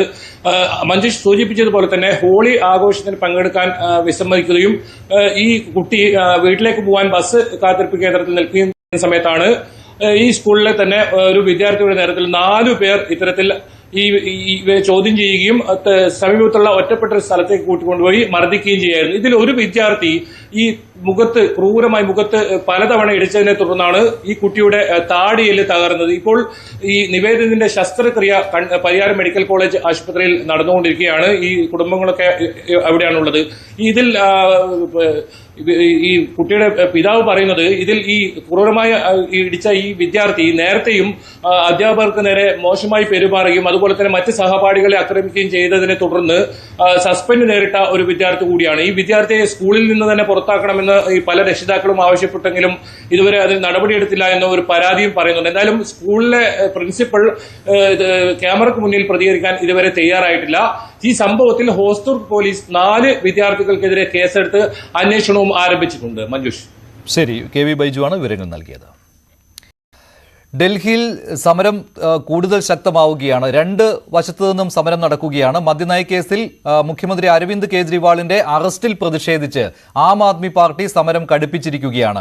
പ്രധാനമന്ത്രിയുടെ വീട്ടിലേക്ക് മാർച്ച് നടത്തുവാനായിരുന്നു ഇന്ന് ആം ആദ്മി പാർട്ടിയുടെ നീക്കം. പക്ഷേ അത് പോലീസ് തടഞ്ഞു, ജലപീരങ്കി പ്രയോഗിച്ചു. അതോടൊപ്പം തന്നെയാണ് BJPയും പ്രതിഷേധം ഡൽഹിയിൽ ശക്തമാക്കിയിരിക്കുന്നത്. അരവിന്ദ് കെജ്രിവാളിന്റെ രാജി ആവശ്യപ്പെട്ടാണ് BJPയുടെ പ്രതിഷേധം ഡൽഹിയിൽ നടക്കുന്നത്. അങ്ങനെ ഒരു യുദ്ധക്കളമായി മാറിയിരിക്കുകയാണ് ഇപ്പോൾ ഡൽഹി. ഇപ്പോൾ ഒരു ഉത്തരവ് കൂടി അരവിന്ദ് കെജ്രിവാൾ പുറത്തിറക്കിയിട്ടുണ്ട്. രാജിവെക്കില്ല എന്ന് തന്നെയാണ് കേജ്രിവാളിന്റെ നിലപാട്. അതുകൊണ്ട് തന്നെ കസ്റ്റഡിയിൽ ഇരിക്കെ തന്നെ വീണ്ടും സർക്കാരിന്റെ ഒരു ഉത്തരവ് കേജ്രിവാൾ പുറത്തിറക്കിയിരിക്കുകയാണ്. കൂടുതൽ വിവരങ്ങൾ നൽകാൻ ER രാകേഷ് ചേരുകയാണ് ന്യൂസ് ഡെസ്കിൽ നിന്ന്. രാകേഷ്, ഈ വിഷയത്തിൽ എന്തായാലും സമരം കടുപ്പിക്കുവാനാണല്ലോ ആം ആദ്മി പാർട്ടിയുടെ നീക്കം. സോഷ്യൽ മീഡിയയിലും ഇതോടൊപ്പമുള്ള ക്യാമ്പയിൻ പ്രധാനമന്ത്രിക്കെതിരെ തുടങ്ങിക്കഴിഞ്ഞിട്ടുണ്ട് ആം ആദ്മി പാർട്ടി. എന്താണ് ഇന്ന് ഡൽഹിയിൽ സംഭവിച്ചത്? മഞ്ജുഷ്, കെജ്രിവാളിന്റെ അറസ്റ്റിനെതിരെ പ്രതിഷേധം ഒരു വശത്ത് ആം ആദ്മി പാർട്ടി ശക്തമാക്കുമ്പോൾ മറുവശത്ത് കെജ്രിവാളിന്റെ രാജി ആവശ്യത്തിൽ BJP ഉറച്ചു നിൽക്കുകയാണ്. ഇന്ന് പ്രധാനമായും പ്രധാനമന്ത്രിയുടെ വസതിയിലേക്കൊരു മാർച്ചാണ് ആം ആദ്മി പാർട്ടി നിശ്ചയിച്ചിരുന്നത്. ഇതിന്റെ അടിസ്ഥാനത്തിൽ 10 മണിയോടുകൂടി പട്ടേൽ ചൗക്ക് മെട്രോ സ്റ്റേഷനിൽ പ്രവർത്തകരും നേതാക്കളും എത്തണമെന്ന് നിർദ്ദേശിക്കുകയും ഇവർ എത്തുകയും ചെയ്തു. എന്നാൽ ഇവിടെ 144 പ്രഖ്യാപിച്ചിട്ടുണ്ട്, നിരോധനാജ്ഞ പ്രഖ്യാപിച്ചിട്ടുണ്ട്. അതുകൊണ്ട് തന്നെ പ്രവർത്തകർ പിരിഞ്ഞു പോകണമെന്നായിരുന്നു ഡൽഹി പോലീസിന്റെ ആവശ്യം. എന്നാൽ ഇതിന് പ്രവർത്തകരും നേതാക്കളും തയ്യാറായില്ല. തുടർന്ന് അവിടെ പ്രതിഷേധിച്ച പ്രവർത്തകരെ അറസ്റ്റ് ചെയ്ത് നീക്കുകയായിരുന്നു ഡൽഹി പോലീസ്. പഞ്ചാബ് മന്ത്രി ഹർജോത് സിംഗ് ബയസ്, ഒപ്പം തന്നെ ഡൽഹിയിലെ മുൻ മന്ത്രി സോമനാഥ് ഭാരതി തുടങ്ങിയ നേതാക്കളെ അറസ്റ്റ് ചെയ്ത് നീക്കി. ഒപ്പം പ്രവർത്തകരെയും അറസ്റ്റ് ചെയ്ത് നീക്കി. വലിയ പ്രതിഷേധത്തിനാണ് പട്ടേൽ ചൗക്ക് പരിസരം സാക്ഷിയായത്. അതായത് പട്ടേൽ ചൗക്ക് എന്ന് പറയുന്നത് ജന്തർ മന്ദറിനോട് ചേർന്ന് കിടക്കുന്ന മെട്രോ സ്റ്റേഷനാണ്. അവിടെ നിന്ന് പ്രധാനമന്ത്രിയുടെ വസതിയിലേക്ക് ഒരു മാർച്ചാണ് നിശ്ചയിച്ചിരുന്നത്. ഏതായാലും അത് പോലീസ് തടയുകയായിരുന്നു. മറുവശത്ത് കേജ്രിവാളിന്റെ രാജി ആവശ്യത്തിൽ ശക്തമാക്കുകയാണ് BJP. ഇന്ന് BJPയുടെ നേതൃത്വത്തിൽ പ്രതിഷേധം ഡൽഹിയിൽ ഇറങ്ങേറി. ഈ പ്രതിഷേധത്തിന് നേരെ പോലീസ് ജലപീരങ്കി പ്രയോഗിക്കുകയും ചെയ്തിട്ടുണ്ട്. അതിനിടയിലാണ് സോഷ്യൽ മീഡിയയിലും സാമൂഹ്യ മാധ്യമങ്ങളിലും ഒരു ക്യാമ്പയിൻ ആം ആദ്മി പാർട്ടി ഇപ്പോൾ ശക്തമാക്കിയിരിക്കുന്നത്. അതായത് നേതാക്കളും പ്രവർത്തകരും അവരുടെ എക്സിലെയും ഫേസ്ബുക്കിലെയും പ്രൊഫൈൽ പിക്ചറുകൾ മാറ്റിക്കൊണ്ട് കേജ്രിവാളിന്റെ ചിത്രമാക്കിക്കൊണ്ട്, കേജ്രിവാൾ ജയിലിൽ നിൽക്കുന്ന ചിത്രമാക്കിക്കൊണ്ടാണ് ഇത്തരമൊരു ക്യാമ്പയിൻ തുടക്കമിട്ടിരിക്കുന്നത്. അതിന്റെ കുറിപ്പ് മോദിക്ക് ഏറ്റവും ഭയമുള്ള നേതാവ് കേജ്രിവാളാണ് എന്നാണ് ആം ആദ്മി പാർട്ടി പറഞ്ഞു വെക്കുന്നത്. അങ്ങനെ വലിയ രീതിയിലുള്ള നിയമ പോരാട്ടത്തിനൊപ്പം തന്നെ തെരഞ്ഞെടുപ്പ് അടുത്ത സാഹചര്യത്തിൽ ഒരു പ്രചാരണം കൂടി ശക്തമാക്കുകയാണ് ആം ആദ്മി പാർട്ടി. അതേസമയം കേജ്രിവാൾ ഇപ്പോൾ നിലവിൽ ED കസ്റ്റഡിയിലാണുള്ളത്. ഈ കസ്റ്റഡിയിൽ ഇരുന്നുകൊണ്ട് രണ്ടാമത്തെ ഉത്തരവ് കൂടി കേജ്രിവാൾ പുറത്തിറക്കിയിരിക്കുകയാണ്. നേരത്തെ ജലവകുപ്പുമായി ബന്ധപ്പെട്ടുകൊണ്ടുള്ള ഉത്തരവാണ് പുറത്തിറക്കിയിരുന്നെങ്കിൽ ഇന്ന് വിദ്യാഭ്യാസ വകുപ്പുമായി ബന്ധപ്പെട്ടൊരു ഉത്തരവ് കൂടി പുറത്തിറക്കിയിട്ടുണ്ട്. പക്ഷേ BJP അതിനെ ചോദ്യം ചെയ്തുകൊണ്ട് രംഗത്ത് വന്നിട്ടുണ്ട്. കാരണം അങ്ങനെ ഒരു ഉത്തരവ് ED കസ്റ്റഡിയിൽ ഇരിക്കുന്ന ഒരാൾക്ക് ഒരു ഉത്തരവ് ഇറക്കാൻ കഴിയില്ല, അത് തട്ടിപ്പാണ്. ഈ വിഷയത്തിൽ അന്വേഷണം വേണമെന്ന് ആവശ്യപ്പെട്ടുകൊണ്ട് ലഫ്റ്റനന്റ് ഗവർണറെ സമീപിച്ചു എന്നാണ് ഇപ്പോൾ BJP നേതാക്കൾ വ്യക്തമാക്കിയിട്ടത്. അങ്ങനെ ആം ആദ്മി പാർട്ടിയും BJPയും തമ്മിലുള്ള ഏറ്റുമുട്ടൽ ഡൽഹിയിൽ തുടരുകയാണ്. അതിനിടെ ഇപ്പോൾ അല്പം മുമ്പ് പുറത്തു വന്ന വാർത്ത K കവിതയെ ഏപ്രിൽ 9 വരെ ജുഡീഷ്യൽ കസ്റ്റഡിയിൽ വിട്ടിരിക്കുന്നു എന്നുള്ള വാർത്തയാണ്. ഡൽഹി റോസ് അവന്യൂ കോടതിയിൽ ഇന്ന് കസ്റ്റഡി കാലാവധി അവസാനിപ്പിച്ച് തുടർന്നാണ് കവിതയെ ഹാജരാക്കിയത്. അപ്പോൾ 9-ാം തീയതി വരെ ഇപ്പോൾ ജുഡീഷ്യൽ കസ്റ്റഡിയിൽ വിട്ടിരിക്കുകയാണ്. ശരി രാജേഷ്, ഡൽഹിയിൽ രണ്ട് വശത്തു നിന്നും BJPയും സമരം കടുപ്പിക്കുന്നു, ആം ആദ്മി പാർട്ടിയും സമരം ശക്തമാക്കുകയാണ്. അതാണ് ഇന്ന് ഡൽഹി കണ്ടത്. ഇനി തെരഞ്ഞെടുപ്പ് വാർത്തകളാണ്.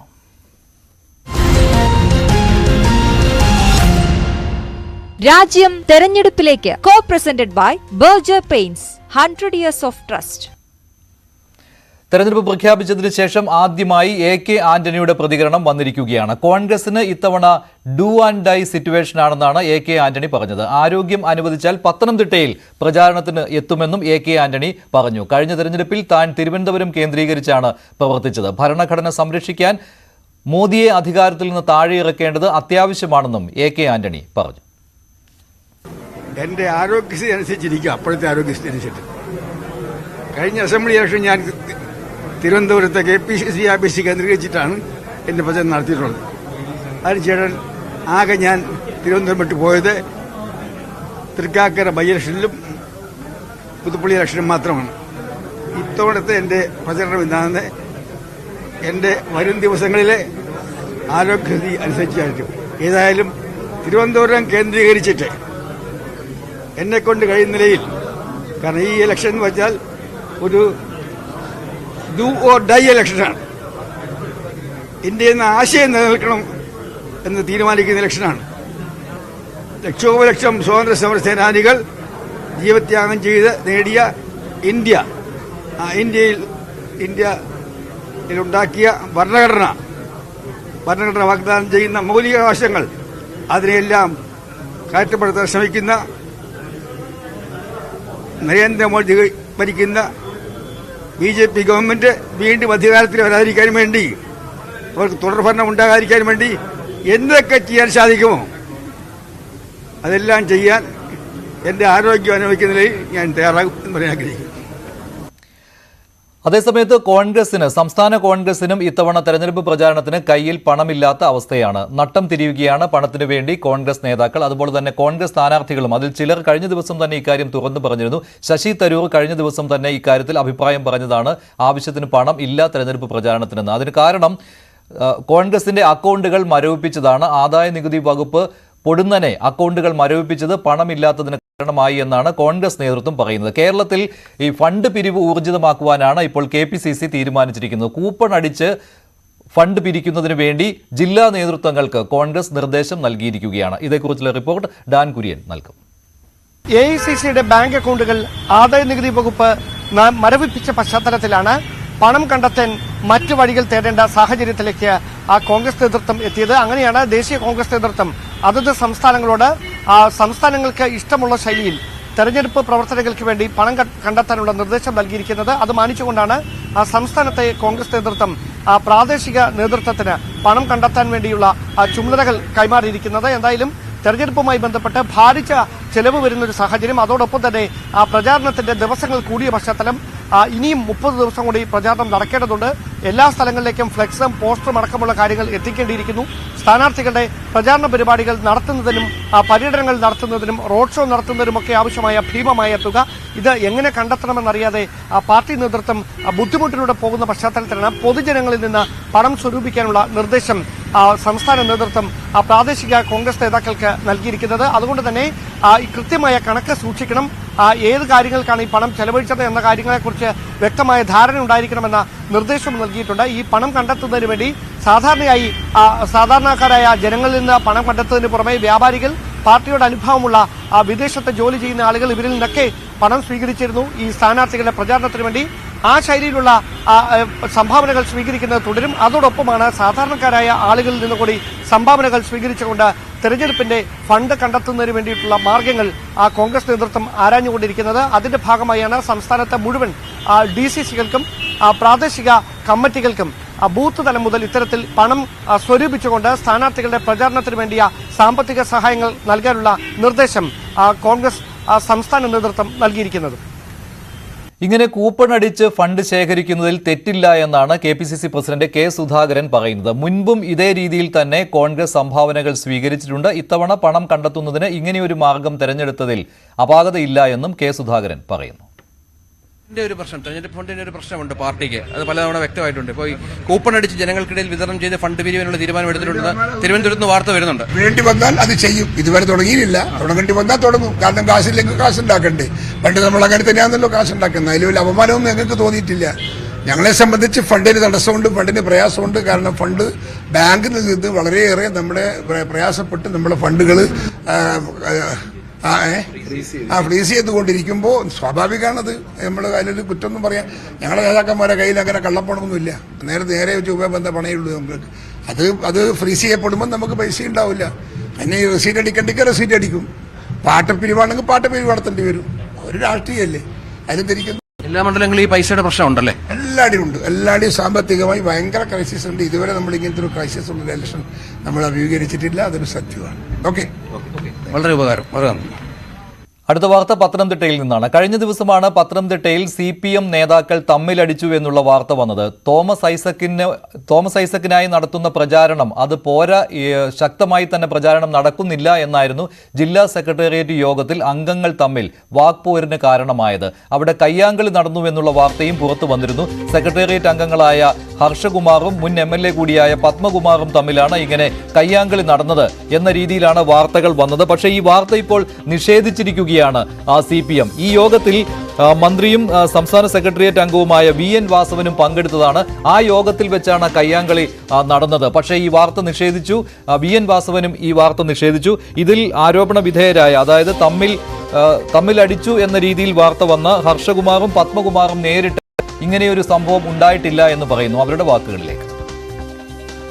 ജില്ലാ സെക്രട്ടേറിയറ്റിനെ സംബന്ധിച്ച് മാധ്യമങ്ങളിൽ വന്ന വാർത്ത തികച്ചും അടിസ്ഥാനരഹിതമാണ്. ഇടതുപക്ഷ ജനാധിപത്യ മുന്നണി ഈ തെരഞ്ഞെടുപ്പിൽ ജില്ലയിൽ വലിയ മുന്നേറ്റമാണ് കൈവരിച്ചുകൊണ്ടിരിക്കുന്നത്.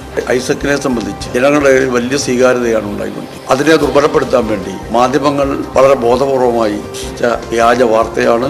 അടിസ്ഥാനരഹിതമായ വാർത്ത ജനങ്ങൾ തള്ളിക്കളയണമെന്നാണ് എനിക്ക് അഭ്യർത്ഥിക്കാനുള്ളത്. ഇത്തരം വ്യാജ വാർത്തകൾ ചെയ്യരുത് എന്നാണ് പറയാനുള്ളത്. ഒരു പ്രശ്നം ഇവിടെ ഉണ്ടായിട്ട് എനിക്കറിയാം. ഞാൻ അവിടെ ഒരു പത്രവരി ഉണ്ടായിരുന്നു. അവിടെ ഏതെങ്കിലും തരത്തിലുള്ള പ്രശ്നങ്ങൾ ഉണ്ടായതായിട്ട് ഏറ്റവും ശ്രദ്ധയിൽപ്പെട്ടില്ല. സാധാരണ ഇതിൽ കമ്മിറ്റി കൂടുമ്പോൾ ഉച്ചത്തിൽ സംസാരിക്കുക, അത് സാധാരണ രീതിയിൽ അഭിപ്രായമുള്ള കമ്മിറ്റിയല്ലേ. അങ്ങോട്ടും ഇങ്ങോട്ടൊരു വിഷയത്തിൽ അഭിപ്രായം പറഞ്ഞെന്ന് വിചാരിച്ച് അതെങ്ങനെയാണ് മറ്റേ ബഹളങ്ങളോ അല്ലെങ്കിൽ അടിപിടിയോ കയ്യാങ്കളിയോ ആകുന്നത്. അങ്ങനൊരു സംഭവം അവിടെ ഉണ്ടായിട്ടേ ഇല്ല.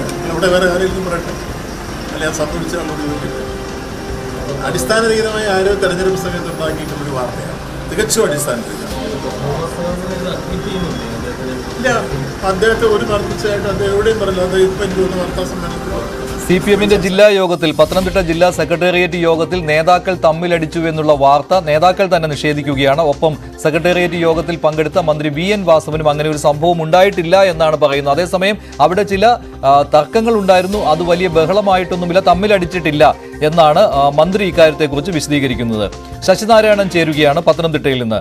ശശി, ഒന്നുമില്ലാതെ ഇങ്ങനെ ഒരു വാർത്ത എന്തായാലും വരികയില്ലല്ലോ. അത് മാത്രമല്ല, അങ്ങനെ അങ്ങോട്ടും ഇങ്ങോട്ടും പറഞ്ഞിരുന്നു എന്ന കാര്യം നേതാക്കൾ നിഷേധിക്കുന്നുമില്ലല്ലോ. ഇതെന്താണ് ഇപ്പോൾ ഈ തോമസ് ഐസക്കിന് വേണ്ടിയുള്ള പ്രചാരണം ശരിയാകുന്നില്ല എന്നാണോ ജില്ലാ യോഗത്തിൽ വിമർശനമുണ്ടായത്? മഞ്ജുഷ, കഴിഞ്ഞ ദിവസം CPM-ന്റെ പത്തനംതിട്ട ജില്ലാ സെക്രട്ടറി യോഗത്തിലാണ് ഇത്തരൊരു വിമർശനം ഉയർന്നത്. ഈ വിമർശനം തോമസ് ഐസക്കിന്റെ പ്രചരണവുമായി ബന്ധപ്പെട്ട് പ്രചരണ പ്രവർത്തനങ്ങൾ അത്ര കാര്യക്ഷമമല്ലെന്നുള്ള ഒരു വിമർശനവും ആരോപണം ഉയർന്നിരുന്നു. ഇത് സംബന്ധിച്ച് ആരോപണം ഉന്നയിച്ച 2 ജില്ലാ സെക്രട്ടറി തങ്ങളാണ് പത്മകുമാറും അതുപോലെ തന്നെ ഹർഷകുമാറും തുടങ്ങിയ ഇവർ രണ്ടുപേരും തന്നെ തമ്മിലാണ് ഇത്തരമൊരു വിമർശനം ഉന്നയിക്കുക. തുടർന്ന് പരസ്പരം വാക്കേറ്റം ഉണ്ടാവുകയും കയ്യാങ്കളിയിലെത്തി എന്ന തരത്തിലുള്ള വാർത്തകൾ പുറത്തു വന്നത്. പക്ഷേ ഇത് പൂർണ്ണമായി CPM ജില്ലാ നേതൃത്വം ഇപ്പോൾ തള്ളുകയാണ്. അത്തരമൊരു സംഭവം പത്തനംതിട്ട CPM ജില്ലാ സെക്രട്ടറിയിൽ ഉണ്ടായില്ല എന്നുള്ളതാണ് CPM-ന്റെ ജില്ലാ സെക്രട്ടറി AP ഉദയഭാനു വ്യക്തമാക്കുന്നത്. മാധ്യമങ്ങൾ മനഃപൂർവ്വം കെട്ടിച്ചമച്ച വാർത്തയാണെന്നാണ് അദ്ദേഹം വ്യക്തമാക്കുന്നത്. CPM ജില്ലാ സെക്രട്ടറി യോഗത്തിലെ ഈ 2 ജില്ലാ സെക്രട്ടറി അംഗങ്ങളും ചില കാര്യങ്ങൾ, അതായത് ചില സ്വാഭാവികമായ കമ്മിറ്റി കൂടുന്ന ചില വിമർശനങ്ങൾ ഉണ്ടായിട്ടുണ്ട്. പക്ഷേ അത് അത്തരത്തിൽ കയ്യാങ്കളിയിലേക്കോ വാക്കേറ്റത്തിലൊക്കെ പോകുന്ന തരത്തിലേക്ക് മാറിയില്ല എന്നാണ് വ്യക്തമാക്കുന്നത്. അത് പൂർണ്ണമായും മാധ്യമങ്ങൾ കെട്ടിച്ചമച്ചാണ്. കാരണം ഐസക്കിന് ഉണ്ടാകുന്ന ഒരു മുന്നേറ്റം, ഒരു ഇടത് തരംഗം ഇല്ലാതാക്കാൻ ബോധപൂർവം UDF-ഉമായി ചേർന്നുകൊണ്ട് മാധ്യമങ്ങൾ സൃഷ്ടിച്ച വാർത്തയാണെന്നാണ് ജില്ലാ സെക്രട്ടറി ഉദയഭാനു വ്യക്തമാക്കുന്നത്. ഈ വിഷയവുമായി ബന്ധപ്പെട്ട് ജില്ലാ സെക്രട്ടറി യോഗത്തിൽ പങ്കെടുത്ത ഹർഷകുമാറും പത്മകുമാറും ഇന്ന് വാർത്താ സമ്മേളനത്തിലുണ്ട്. രണ്ടുപേരും ഈ വാർത്ത നിഷേധിക്കുകയുണ്ടായത്. ഈ വാക്കേറ്റത്തിന്റെ ഒടുവിൽ പത്മകുമാർ തന്റെ സ്ഥാനങ്ങൾ രാജിവെക്കുന്നതായും പറഞ്ഞതായുള്ള വാർത്തകൾ കൂടി കഴിഞ്ഞ ദിവസം പുറത്തു വന്നിരുന്നു. അത്തരം കാര്യങ്ങളെല്ലാം അടിസ്ഥാനരഹിതമാണെന്നാണ് ഇപ്പോൾ ജില്ലാ സെക്രട്ടറി AP ഉദയഭാനു വ്യക്തമാക്കിയിട്ടുള്ളത്. എന്തായാലും ഈ തോമസ് ഐസക്കിന്റെ തെരഞ്ഞെടുപ്പ് പ്രചരണവുമായി ബന്ധപ്പെട്ട് ചില അസ്വാരസ്യങ്ങളും ചില തർക്കങ്ങളും ഒക്കെ ജില്ലാ കമ്മിറ്റിയിൽ ഉണ്ടായിരുന്നു. അത് വസ്തുനിഷ്ഠമായ കാര്യമാണ്. പക്ഷേ അത് ഒരു കയ്യാങ്കളിയിലേക്കോ മറ്റു കാര്യങ്ങളിലേക്കോ പോയില്ലെന്നുള്ള കാര്യം തന്നെയാണ് ഇപ്പോൾ വാസവനും വ്യക്തമാക്കുന്നത്. ആ കമ്മിറ്റിയിൽ മന്ത്രി വാസവനും പങ്കെടുത്തിരുന്നു. പക്ഷേ നിലവിലത്തെ സാഹചര്യത്തിൽ ചില കാര്യങ്ങൾ ഇതുമായി ബന്ധപ്പെട്ടുണ്ട് എന്നുള്ളതാണ് ഒരുപക്ഷെ നമുക്ക് ചില ഈ പാർട്ടിയിലെ ഉള്ള ആളുകളിൽ നിന്ന് തന്നെ വ്യക്തമാക്കുന്നത്. പക്ഷെ അത് പുറത്തു പറയുന്ന കാര്യത്തിൽ ശരിയാണ്. എന്തായാലും പത്തനംതിട്ടയിൽ അങ്ങനെ ഒരു സംഭവം ഉണ്ട് എന്ന കാര്യത്തിൽ സംശയമില്ല. അത് മാത്രമല്ല, ജില്ലാ സെക്രട്ടേറിയറ്റ് യോഗത്തിൽ ഇങ്ങനെ ഒരു തർക്കം ഉണ്ടായിരുന്നു എന്നതും നേതാക്കൾ നിഷേധിക്കുന്നില്ല. പക്ഷേ തമ്മിൽ തല്ലിയില്ല എന്നാണ് നേതാക്കൾ പറയുന്നത്. അങ്ങനെ ഒരു വാർത്ത തെറ്റാണെന്നാണ് നേതാക്കൾ വിശദീകരണം നൽകുന്നത്. മുഖ്യമന്ത്രി വിദ്വേഷ പ്രചാരണം നടത്തുന്നുവെന്ന പരാതിയുമായി BJP തെരഞ്ഞെടുപ്പ് കമ്മീഷനിൽ. കഴിഞ്ഞ ദിവസം മലപ്പുറത്ത് ചേർന്ന ഭരണഘടനാ സംരക്ഷണ റാലിയിൽ അദ്ദേഹം നടത്തിയ പ്രസംഗം ചൂണ്ടിക്കാണിച്ചാണ് ഈ പരാതി. CAA വിരുദ്ധ റാലിയിലാണ് മുഖ്യമന്ത്രി മലപ്പുറത്ത് സംസാരിച്ചത്. മുസ്ലിം മതവിഭാഗക്കാരെ തെറ്റിദ്ധരിപ്പിക്കുകയും ആശങ്കയിലാക്കുകയും ചെയ്യുന്ന തരത്തിലുള്ള പ്രസംഗമാണ് മുഖ്യമന്ത്രി നടത്തിയതെന്നാണ് പരാതി. മതവിദ്വേഷത്തിന് ഇത് കാരണമാകുമെന്ന് കാണിച്ചാണ് BJP സ്റ്റേറ്റ് എക്സിക്യൂട്ടീവ് അംഗം KK സുരേന്ദ്രൻ കേന്ദ്ര തെരഞ്ഞെടുപ്പ് കമ്മീഷനും മലപ്പുറം ജില്ലാ പോലീസ് മേധാവിക്കും പരാതി നൽകിയത്. MV ജയരാജനും K സുധാകരനും തമ്മിൽ ശക്തമായ പോരാട്ടം നടക്കുന്ന കണ്ണൂരിൽ ജയരാജൻ ആത്മവിശ്വാസം പ്രകടിപ്പിക്കുകയാണ്. കോൺഗ്രസ് BJP-ക്കാരായി മാറുമോ എന്ന് ഉറപ്പില്ലാത്ത ഒരു കാലഘട്ടത്തിലാണ് തെരഞ്ഞെടുപ്പ് നടക്കുന്നത് എന്നാണ് MV ജയരാജൻ പറയുന്നത്. ജയരാജന്റെ പ്രതികരണത്തിലേക്ക്. വലിയൊരു കളത്തിലാണല്ലോ, വലിയൊരു പോരാട്ട സ്ഥലത്താണല്ലോ. എങ്ങനെയുണ്ട് പൊതുവെ ഇത്രയും ദിവസത്തെ ഒരു പ്രചാരണത്തിന്റെ നോക്കിയെടുക്കും? അല്ല, തെരഞ്ഞെടുപ്പ് ഒരു രാഷ്ട്രീയ പോരാട്ടമാണ്. അതിൽ ജനങ്ങൾ പ്രധാനമായി രാഷ്ട്രീയ നയവും വികസനവുമാണ് നോക്കുക. ഈ 2 കാര്യങ്ങളും ഇന്ന് ഇടതുപക്ഷത്തെ സംബന്ധിച്ചിടത്തോളം അനുകൂലമായ സ്ഥിതിയാണ്. ഈ കണ്ണൂരിലെ ജനങ്ങൾക്കിടയിൽ തെരഞ്ഞെടുപ്പുമായി ബന്ധപ്പെട്ട് പ്രവർത്തിക്കുമ്പോൾ വികസനത്തിനൊപ്പം മറ്റെന്തൊക്കെ കാര്യങ്ങളാണ് അവർ സംസാരിക്കാൻ താല്പര്യപ്പെടുന്നത്? അതിലൊന്ന് നമ്മുടെ മതനിരപേക്ഷ ഭരണഘടനയെ തകർക്കപ്പെടുകയാണ് ഇപ്പോൾ ചെയ്യുന്നത്. മതനിരപേക്ഷത തകർക്കുന്ന, നമ്മുടെ ഭരണഘടനയുടെ അടിസ്ഥാന മൂല്യങ്ങൾ ഇല്ലാതാക്കുന്ന അവർക്കെതിരായി ഒന്നിക്കുക എന്നുള്ളതാണ്.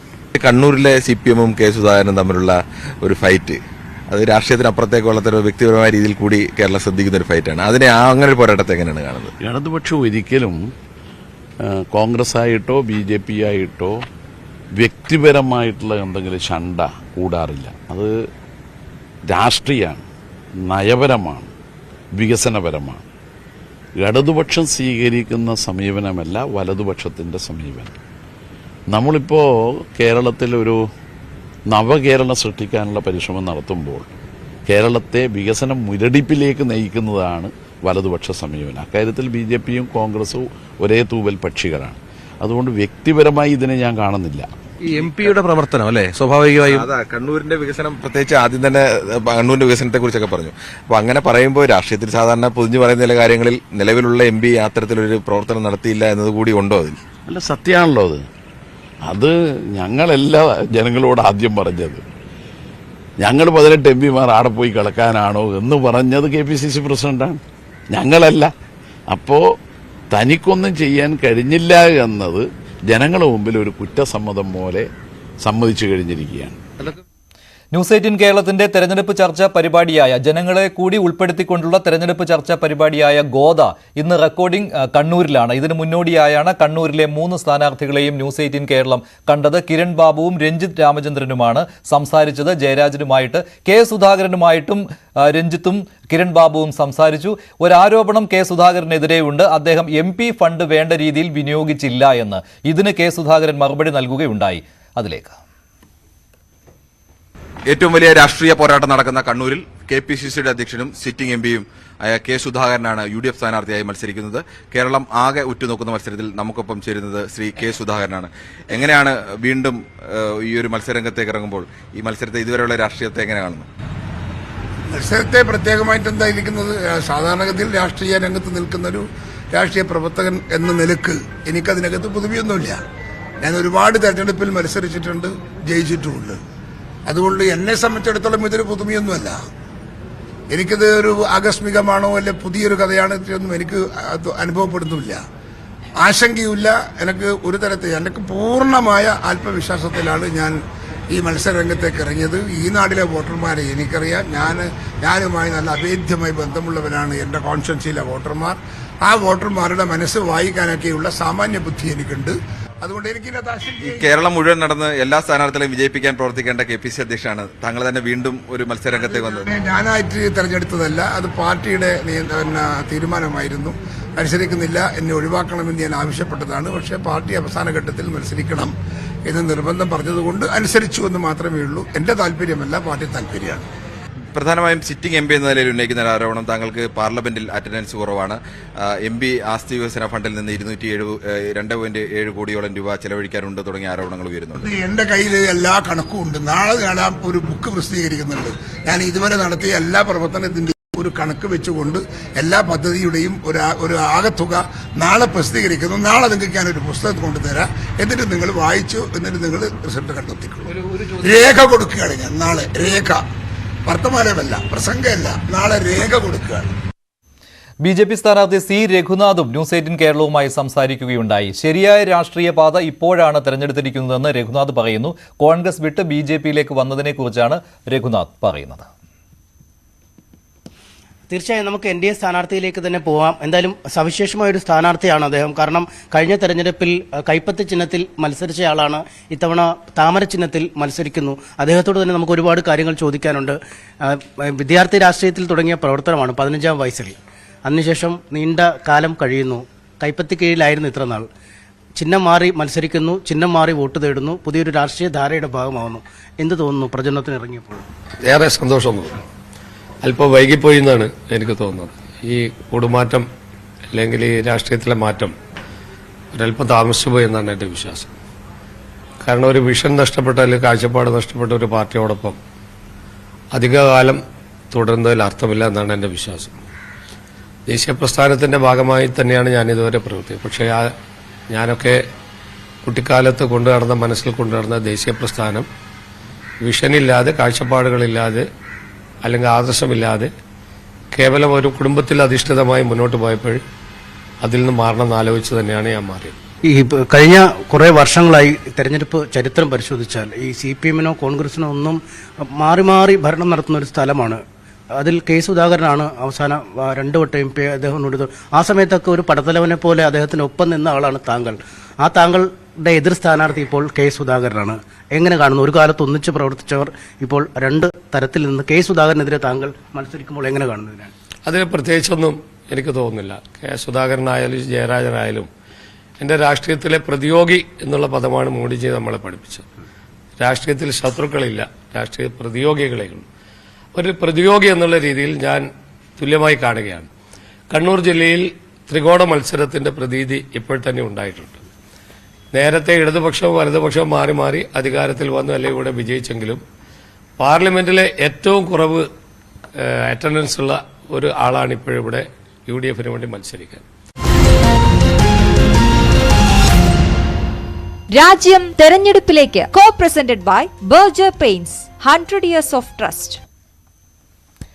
മലപ്പുറം കാളികാവ് 2 വയസ്സുകാരി കൊല്ലപ്പെട്ട സംഭവത്തിൽ പിതാവ് ഫായിസിനെതിരെ കൊലക്കുറ്റം ചുമത്തി പോലീസ്. ജുവനൈൽ ജസ്റ്റിസ് ആക്ട് പ്രകാരവും കേസെടുത്തിട്ടുണ്ട്. കുട്ടി മരിച്ചത് അതിക്രൂര മർദ്ദനത്തെ തുടർന്നായിരുന്നു. കാളികാവ് ഉദരംപൊയിലിൽ 2 വയസ്സുകാരി മരിച്ചത് പിതാവ് ക്രൂരമായി ഉപദ്രവിച്ചാണെന്നാണ് പോലീസിന്റെ കണ്ടെത്തൽ. പോസ്റ്റ്മോർട്ടം അടിസ്ഥാനത്തിലാണ് പോലീസ് ഈ നിഗമനത്തിൽ എത്തിയിട്ടുള്ളത്. കുട്ടിയുടെ തലച്ചോറിൽ രക്തം കട്ട പിടിച്ചിട്ടുണ്ട്. ഒപ്പം തന്നെ തലച്ചോറ് ഇളകിയ അവസ്ഥയിലായിരുന്നു. വാരിയലിൽ ഒടിഞ്ഞ് ആന്തരാവയവങ്ങളിൽ കയറിയ നിലയിലായിരുന്നു. കുട്ടിയുടെ ശരീരത്തിൽ ഉടനീളം മുറിവുകളും അതിൻ്റെ അടയാളങ്ങളുമുണ്ട്. സിഗരറ്റ് കൊണ്ട് പൊള്ളിച്ചതെന്ന് കരുതുന്ന പാടുകളുണ്ട്. അത്തരത്തിൽ വലിയ പീഡനങ്ങൾക്കാണ് കുട്ടി ദിവസങ്ങളായിട്ട് ഇരയായിരുന്നത്. ഇതിൽ മരണത്തിലേക്ക് നയിച്ചത് തലക്കേറ്റ ക്ഷതം, തലച്ചോറിൽ രക്തം കട്ട പിടിച്ചതും തലച്ചോറ് ഇളകിയതുമാണെന്നാണ് പോലീസിന്റെ കണ്ടെത്തൽ. ഇത് ചെയ്തത് കുട്ടിയുടെ പിതാവ് തന്നെയാണെന്നും പോലീസ് പറയുന്നു. ഇതിന്റെ എല്ലാം അടിസ്ഥാനത്തിലാണ് ഫായിസിനെതിരെ ഇപ്പോൾ കൊലക്കുറ്റം ചുമത്തിയിരിക്കുന്നത്. കൊലക്കുറ്റവും ജുവനൈൽ ജസ്റ്റിസ് ആക്ട് പ്രകാരമുള്ള വകുപ്പുകളുമാണ് ഇയാൾക്കെതിരെ ചുമത്തിയിട്ടുള്ളത്. പ്രതിയെ മഞ്ചേരി കോടതിയിലാണ് ഹാജരാക്കുക. കോടതിയിൽ നിന്നും വാങ്ങി തെളിവെടുപ്പിന് അടുത്ത ദിവസം കൊണ്ടുപോകും. ഈ കുടുംബത്തിലെ തർക്കമാണ്, അതായത് ഭാര്യ ഇയാൾക്കെതിരെ കൊടുത്ത കേസ് പിൻവലിക്കാത്തതിനെ തുടർന്നുള്ള വിരോധവും പ്രശ്നങ്ങളുമാണ് ഈ കുട്ടിയെ ഇയാൾ അതിക്രൂരമായിട്ട് ഉപദ്രവിക്കാനുള്ള കാരണമെന്നാണ് പോലീസിന്റെ നിഗമനം ഉള്ളത്. എന്താണെങ്കിലും മനസാക്ഷിയെ ഞെട്ടിച്ച ഒരു സംഭവത്തിൽ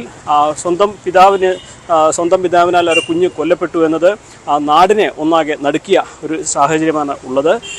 പ്രതിക്ക് പരമാവധി ശിക്ഷ കിട്ടും വിധം എല്ലാ വകുപ്പുകളും ചുമത്തി ശക്തമായ അന്വേഷണം നടത്തുകയാണ് പോലീസ്.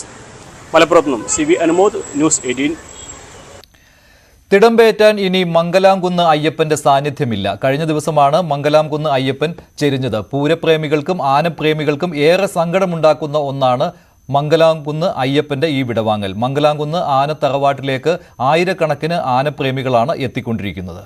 വിനേഷ് കുമാർ തയ്യാറാക്കിയ റിപ്പോർട്ട് കാണാം.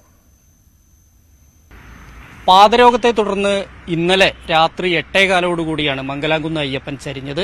55 വയസ്സായിരുന്നു. 1992 ആണ് ആനയെ കേരളത്തിലെത്തിക്കുന്നത്.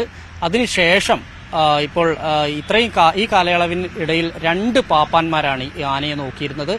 ആദ്യത്തെ പാപ്പാൻ പൂർണ്ണമായും ഈ ആന ഒരു പാപ്പാൻ മാത്രം ഇണങ്ങുകയും ഒരു പാപ്പാൻ മാത്രം പറയുന്നത് അനുസരിക്കുകയും ചെയ്യുന്ന ആനയായിരുന്നു. അതുകൊണ്ട് തന്നെ രണ്ടാമത് കഴിഞ്ഞ മാസങ്ങൾക്ക് മുമ്പ് നിലവിലുണ്ടായിരുന്ന ശശി എന്ന പ്രധാന പാപ്പാൻ പോയതിനെ തുടർന്ന് മറ്റൊരു പാപ്പാൻ വന്നെങ്കിൽ പോലും ആന അനുസരിക്കാൻ തയ്യാറായില്ല. കാരണം കേരളത്തിൽ തന്നെ ഏറ്റവും തലയെടുപ്പുള്ള കൊമ്പനാണ്. ഉത്സവങ്ങളിലെല്ലാം തന്നെ തിളങ്ങി നിൽക്കുന്നതാണ്.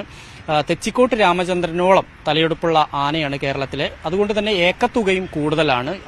ഈ ഉത്സവത്തിന് ആനയെ തിടമ്പെഴുന്നള്ളിപ്പിക്കാൻ വേണ്ടി ആളുകൾ ക്യൂ നിൽക്കുന്ന ഒരു അവസ്ഥ നമുക്ക് കാണാൻ കഴിയും. പ്രധാനമായും തൃശ്ശൂർ, പാലക്കാട് ജില്ലകളിൽ ഈ മംഗലാംകുന്ന് ഗണപതിയും മംഗലാംകുന്ന് കർണനും മംഗലാംകുന്ന് അയ്യപ്പനുമായിരുന്നു പ്രധാനമായും ഉത്സവപ്പറമ്പിലുണ്ടായിരുന്നത്. അതിലാണിപ്പോൾ ഈ മംഗലാംകുന്ന് ഗണപതിയും കർണനും പോയി. അതിന് തൊട്ടു പിന്നാലെയാണിപ്പോൾ അയ്യപ്പൻ കൂടി യാത്രയായിരിക്കുന്നത്. ഈ ആനപ്രേമികളെ സംബന്ധിച്ചിടത്തോളം വലിയൊരു ദുഃഖം തന്നെ സമ്മാനിച്ചിട്ടാണ് അയ്യപ്പന്റെ അയ്യപ്പൻ യാത്ര തിരിച്ചിട്ടുള്ളത്. ഇന്നലെ ഇത് അറിഞ്ഞ തന്നെ 100 കണക്കിന് ആളുകൾ ഇവിടേക്ക് എത്തുന്നുണ്ട്, ഈ മംഗലാംകുന്നിലേക്ക് എത്തുന്നുണ്ട്. മംഗലാംകുന്ന് തറവാട്ടിൽ ആനയുടെ മൃതദേഹം പൊതുദർശനത്തിന് വെച്ചു. എന്തായാലും ഉച്ചയ്ക്ക് ശേഷം വൈകുന്നേരത്തോടു കൂടിയായിരിക്കും സംസ്കരണ നടപടികൾ ഉണ്ടാവുക. ക്യാമറാമാൻ പ്രജിത്ത് കോങ്ങാടിനൊപ്പം വിനേഷ് കുമാർ, ന്യൂസ് 18 പാലക്കാട്. 216 ആദിവാസി യുവതീ യുവാക്കൾക്ക് വിവാഹ സ്വപ്നങ്ങൾ യാഥാർത്ഥ്യമാക്കി ധനലക്ഷ്മി ഗ്രൂപ്പ് ഓഫ് കമ്പനീസ്. തിരുവനന്തപുരത്ത് തുടങ്ങിയ 100ാമത് ശാഖയുടെ പ്രവർത്തനോദ്ഘാടനത്തിന്റെ ഭാഗമായാണ് സമൂഹ വിവാഹം നടത്തിയത്. തിരുവനന്തപുരം വെങ്ങാനൂർ പൗർണമിക്കാവ് ക്ഷേത്രത്തിലായിരുന്നു സമൂഹ വിവാഹ ചടങ്ങുകൾ.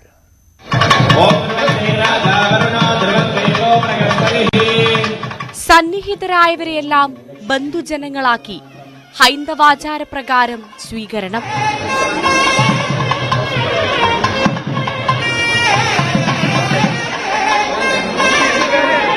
അഗ്നിശുദ്ധി വരുത്തി വിളക്ക് തെളിയിച്ച് പ്രത്യേക പ്രാർത്ഥന.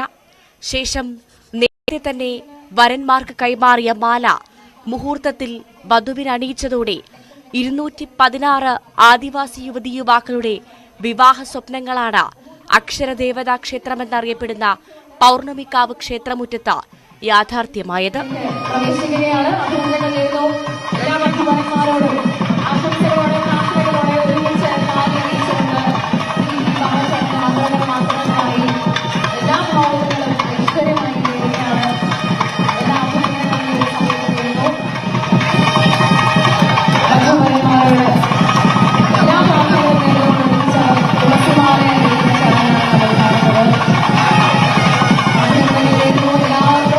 കഴിഞ്ഞ ദിവസം ഊരാചാരപ്രകാരമുള്ള ചടങ്ങുകളെല്ലാം നടത്തിയ ശേഷമാണ് വധൂവരന്മാരും അവരുടെ ബന്ധുക്കളും വിവാഹത്തിനെത്തിയത്. ഗോവ ഗവർണർ PS ശ്രീധരൻപിള്ള ചടങ്ങിൽ മുഖ്യാതിഥിയായി. രാജീവ് ചന്ദ്രശേഖർ, ശശി തരൂർ, ISRO മുൻ ചെയർമാൻ G മാധവൻ നായർ, ജനപ്രതിനിധികൾ, ഗോത്രത്തലവന്മാർ, ഊരുമൂപ്പർ തുടങ്ങിയവർ വധൂവരന്മാരെ ആശീർവദിക്കാനെത്തിയിരുന്നു. ന്യൂസ് 18 തിരുവനന്തപുരം. സ്വർണം വെള്ളി നിരക്കുകൾ നോക്കാം. കവിത ഗോൾഡ് ആൻഡ് ഡയമണ്ട്സ് ഇന്നത്തെ സ്വർണം വെള്ളി നിരക്കുകൾ നിങ്ങൾക്കായി സമർപ്പിക്കുന്നത്. വലിയ സ്വപ്നങ്ങൾ, വലിയ സന്തോഷങ്ങൾ, വലിയ collection. Kavitha gold and diamonds. സ്വർണം 22 ക്യാരറ്റ് ഗ്രാമിന് 6105, പവന് 48,840. 18 ക്യാരറ്റ് ഗ്രാമിന് 5095, പവന് 40,760. വെള്ളി ഗ്രാമിന് 80, കിലോയ്ക്ക് 80,000. കവിത ഗോൾഡ് ആൻഡ് ഡയമണ്ട്സ് ഇന്നത്തെ സ്വർണം വെള്ളി നിരക്കുകൾ നിങ്ങൾക്കായി സമർപ്പിക്കുന്നത്. വലിയ സ്വപ്നങ്ങൾ, വലിയ സന്തോഷങ്ങൾ, വലിയ collection. Kavitha gold and diamonds. പകൽ വാർത്ത അവസാനിക്കുന്നു. ഇടവേളയ്ക്ക് ശേഷം ടോം കുര്യാക്കോസ് ചേരും സ്പോട്ട് ലൈവുമായി.